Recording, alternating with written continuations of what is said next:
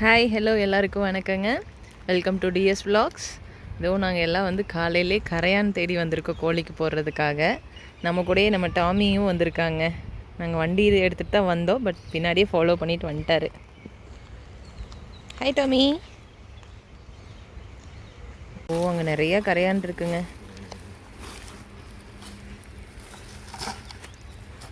சத்தம் கேட்டாலே உள்ளே போயிருங்களா கரையான்? பேசுகிற சத்தம் கேட்டுனா உள்ள ஓடிடும். ஓ, இதே ஒன்றும் நிறைய இருந்திருக்கும். ம்.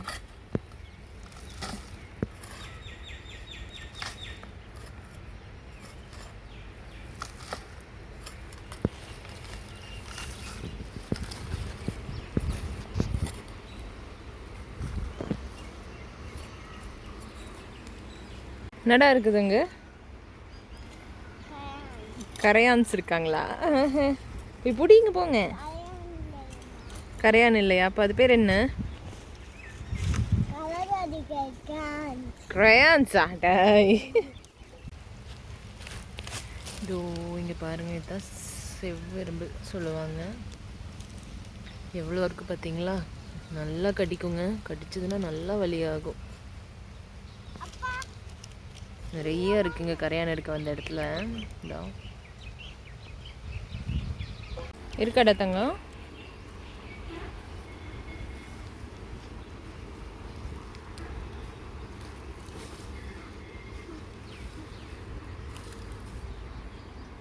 கூப்பிடு.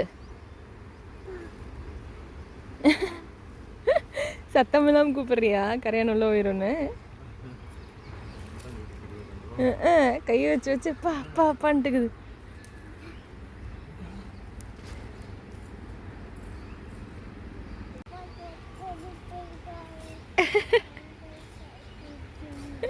கடிச்சிருமா? கரையான்ட்டு கடி வாங்கியிருக்கீங்க தானே? ஏய், அன்னைக்கு வாங்கினேன்னு சொன்னீங்க. இதோ இது என்ன செடி? இங்கே பாரு, இங்கே ஒரு செடி இருக்கு பாரு. என்ன செடி இது? சிறு பூனையா? எங்கே போனாலும் இருக்குது. ஏண்டா தங்க?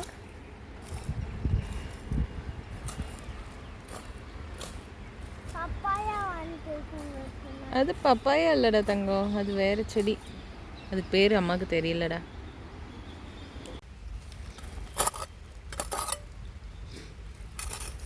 வீட்டு இங்கே இருக்கு.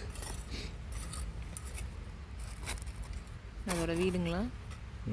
ஓ மை காட், எவ்வளோ இருக்கு இங்கே பார்த்துங்க. நிறைய இருக்குடா கரையானு. பிடிங்க பிடிங்க.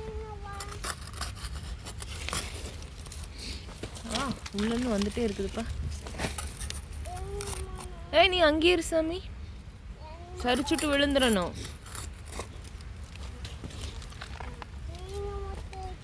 அம்மா கவனமாக இறங்கிட்டேன்டா. இதோ இப்போ அம்மா மேலே வந்துடுவாருங்க. தங்கம் வலிக்கி விட்டு விழுந்தீங்கன்னு வைங்க.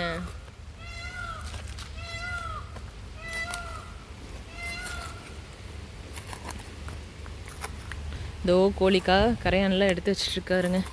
டெய்லி காலையில் இந்த வேலை தான். எழுந்து வந்தோன்னே இதோ கரையான் எடுத்துகிட்டு போய் கோழிகளுக்கு போடுறது தாங்க. இதில் நல்ல புரதச்சத்து இருக்குதாச்சுங்க. ஸோ கோழிகள் வந்து நல்லா வளரும் குஞ்சுகளுக்கெல்லாம் போடும்போது.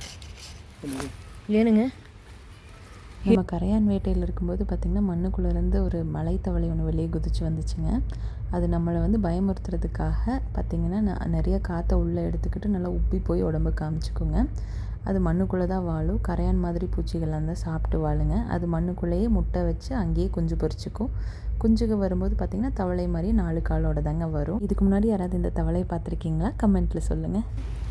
இருக்கா? இங்கே தான் பாப்பா கரையான் இருக்குன்னு கூப்பிட்டு இருந்தாப்புல.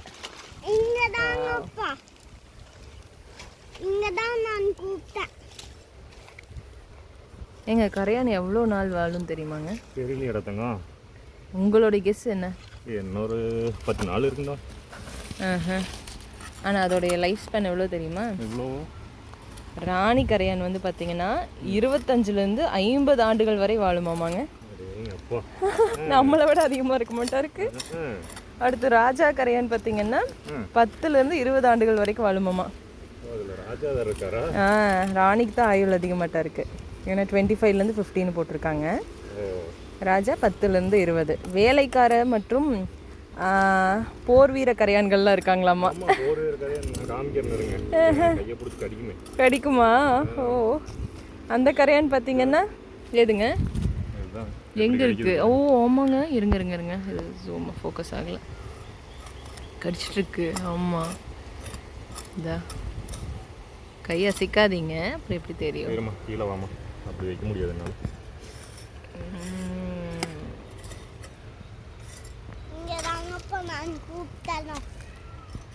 ஆமாம், கடிச்சிட்ருக்கு பார்த்தியா? அப்பா நகர்ந்து போகுது அந்த கரையான்.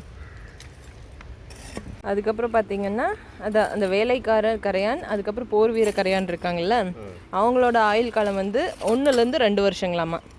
இது தேன் பூச்சி மாதிரி தான் போல். ராஜா ராணி அண்ட் வேலைக்காரர்கள் அந்த மாதிரி இருக்கிறாங்க.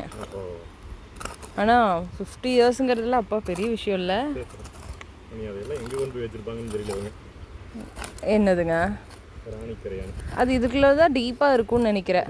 ஏன்னா அவங்களுக்காக தானே இவங்கெல்லாம் வேலை செய்வாங்க. அப்புறம் ஈசல்கள்லாம் வந்து எவ்வளோ நாள் இருக்குங்க? ஈசல் ஒரு மாதம். வாடா வாடா.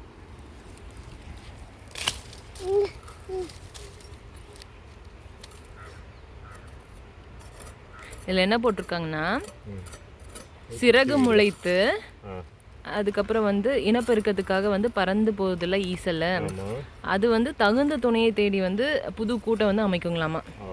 ஸோ அதுக்கு வந்து தகுந்த துணை கிடைக்கல அப்படின்னா சில வாரத்திலேயே இறந்துருமாமா.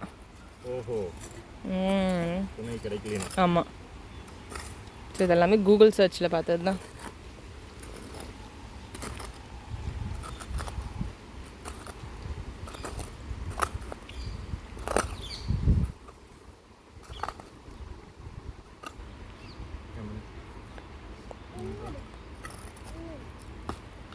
ஸோ கரையான் பார்த்திங்கன்னா யூஸ்வலாக மண்ணில் வந்து பார்த்திங்கன்னா 1.5லேருந்து 2 அடி வரைக்கும் ஆழமாக போயிருக்குமாம்மா.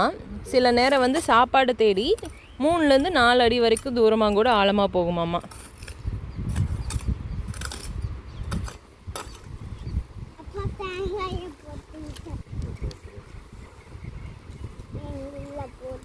அப்புறம் வந்து இந்த ரொம்ப வெயில் காலத்தில் ஈரப்பதம் கிடைக்காதுல்ல மேலே, அப்போ வந்து ஈரப்பதத்தை தேடி அது வந்து 15லேருந்து 20 அடி வரைக்கும் ஆழமாக குழி தோண்டி உள்ள போகுங்களாமா. பெரிய வேலையெல்லாம் உருவம் தான் சின்னதாக இருக்குது, ஆனால் வேலை நல்லா பெரிய வேலை.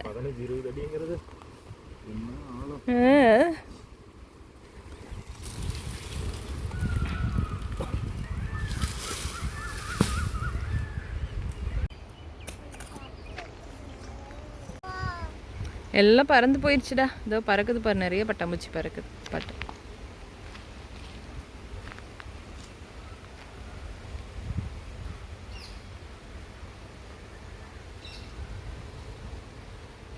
ஏங்க அங்கே கரையான் இருக்கா இல்லையா? என்னங்க இருக்குதுங்களா இல்லையா? போகலாமா? ஓகே.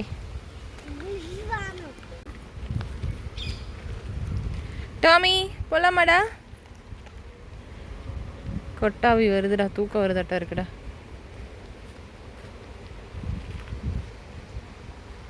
பக்கெட்டில் கரையானை எடுத்தாச்சுங்க. உனி போய் நம்ம கோழிக்கு போடலாம் வாங்க, அது எப்படி சாப்பிடுதுன்னு பாருங்க.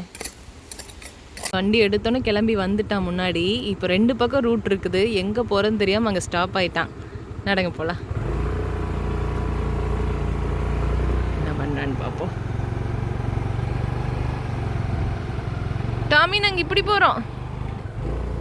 ரெடி ஆகிட்டான், வரான். கரையான் எடுத்துகிட்டு ஷெட்டுக்கு வந்தோன்னா செல்லக்குட்டி பாருங்கள் அவங்களாலே ஆரம்பிச்சிட்டாங்க. ஏதோ அவங்களுடைய பெரிய ஃப்ரெண்டுங்க அவங்க, இந்த ஃப்ளோர் தாங்க. நீங்கள் கையில் எடுத்து கொடுங்க.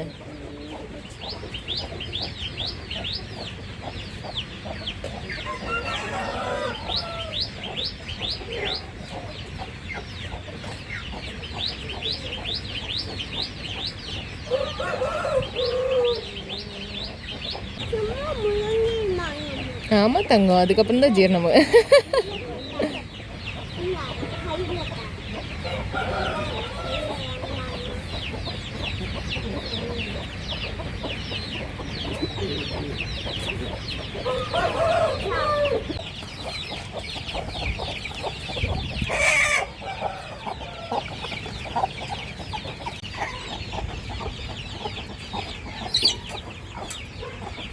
பழகிறதுக்கு தயங்கி நின்றுக்குது.